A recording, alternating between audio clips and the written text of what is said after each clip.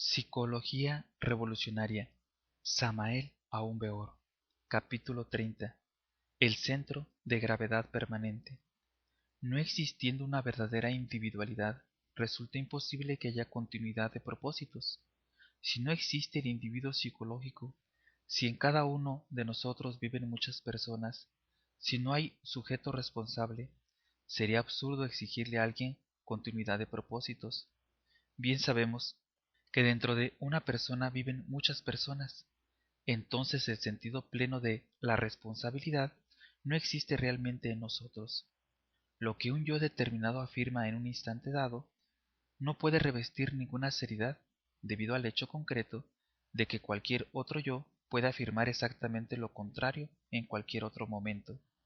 Lo grave de todo esto es que muchas gentes creen poseer el sentido de responsabilidad moral y se autoengañan afirmando ser siempre las mismas.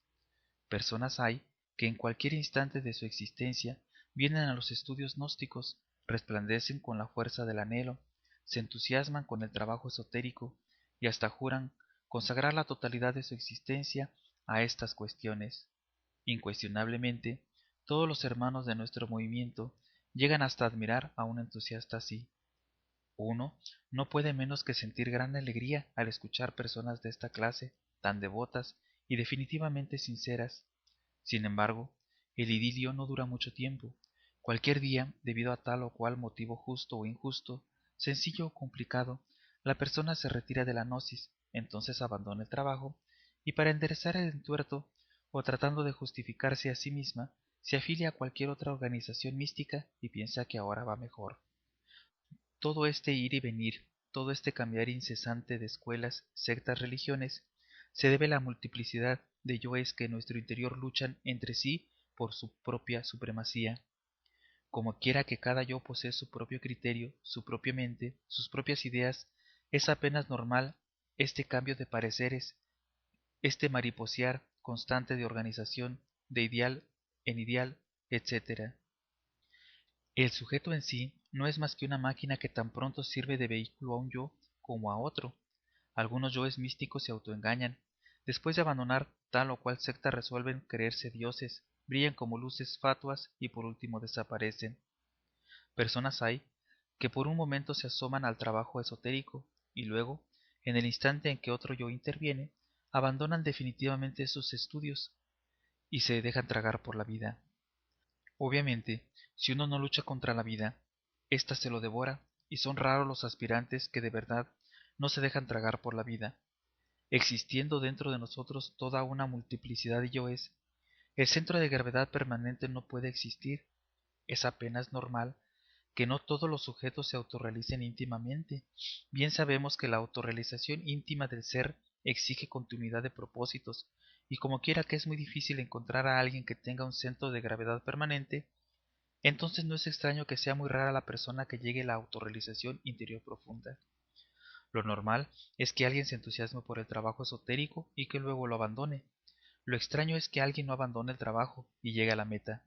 Ciertamente, y en nombre de la verdad afirmamos que el Sol está siendo un experimento de laboratorio muy complicado y terriblemente difícil.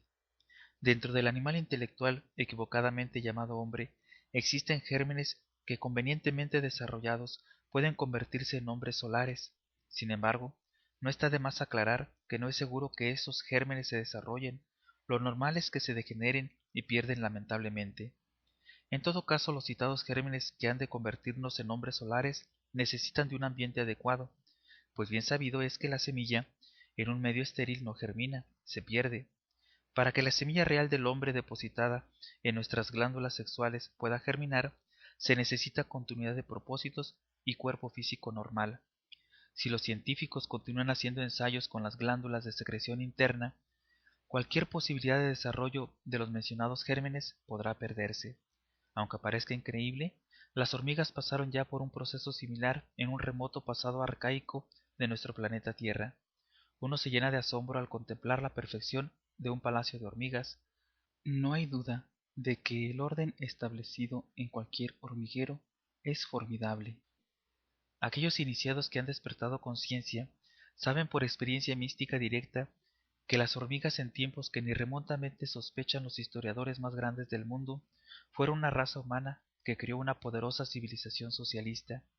Entonces se eliminaron los dictadores de aquella familia, las diversas sectas religiosas y el libre albedrío, pues todo ello les restaba poder y ellos necesitaban ser totalitarios en el sentido más completo de la palabra. En estas condiciones, eliminada la iniciativa individual y el derecho religioso, el animal intelectual se precipitó por el camino de la involución y degeneración. A todo lo antes dicho se añadieron los experimentos científicos, trasplantes de órganos, glándulas, ensayos con hormonas, etcétera, etcétera, etcétera, cuyo resultado fue el empequeñecimiento gradual y la alteración morfológica de aquellos organismos humanos hasta convertirse por último en las hormigas que conocemos. Toda aquella civilización, todos esos movimientos relacionados con el orden social establecido, se volvieron mecánicos y se heredaron de padres a hijos. Hoy uno se llena de asombro al ver un hormiguero, mas no podemos menos que lamentar su falta de inteligencia. Si no trabajamos sobre sí mismos, involucionamos y degeneramos espantosamente. El experimento que el Sol está haciendo en el laboratorio de la naturaleza, ciertamente además de ser difícil, ha dado muy pocos resultados. Crear hombres solares solo es posible cuando existe verdadera cooperación en cada uno de nosotros. No es posible la creación del hombre solar si no establecemos antes un centro de gravedad permanente en nuestro interior. ¿Cómo podríamos tener continuidad de propósitos si no establecemos en nuestra psiquis el centro de gravedad? Cualquier raza creada por el Sol ciertamente no tiene otro objetivo en la naturaleza que el de servir a los intereses de esta creación y al experimento solar.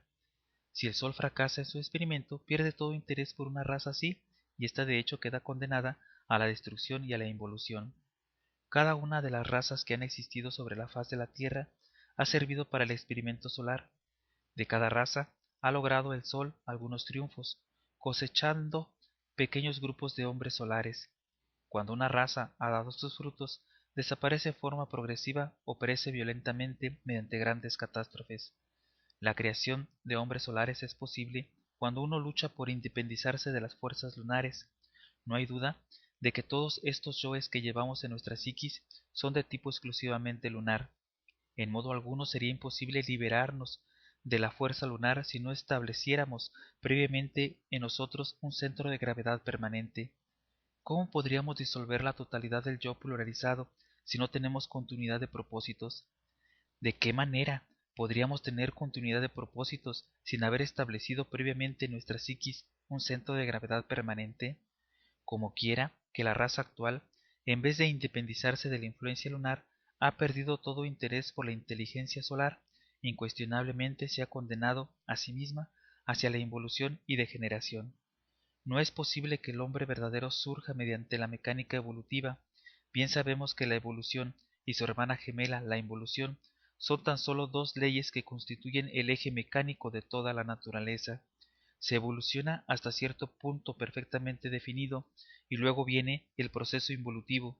A toda su vida le sucede una bajada y viceversa. Nosotros somos exclusivamente máquinas controladas por distintos yoes. Servimos a la economía de la naturaleza. No tenemos una individualidad definida como suponen equivocadamente muchos pseudoesoteristas y pseudocultistas. Necesitamos cambiar con urgencia máxima a fin que los gérmenes del hombre den sus frutos. Solo trabajando sobre sí mismos, con verdadera continuidad de propósitos y sentido completo de responsabilidad moral, podemos convertirnos en hombres solares. Esto implica consagrar la totalidad de nuestra existencia al trabajo esotérico sobre sí mismos. Aquellos que tienen esperanza en llegar al estado solar mediante la mecánica de la evolución se engañan a sí mismos y se condenan de hecho a la degeneración involutiva. En el trabajo esotérico no podemos darnos el lujo de la versatilidad. Esos que tienen ideas veletas, estos que hoy trabajan sobre su psiquis y mañana se dejan tragar por la vida, esos que buscan evasivas justificaciones para abandonar el trabajo esotérico, degenerarán e involucionarán. Algunos aplazan el error, dejan todo para un mañana, mientras mejoran su situación económica, sin tener en cuenta que el experimento solar es algo muy distinto a su criterio personal y a sus consabidos proyectos. No es tan fácil convertirse en hombre solar cuando cargamos la luna en nuestro interior. El ego es lunar. La Tierra tiene dos lunas.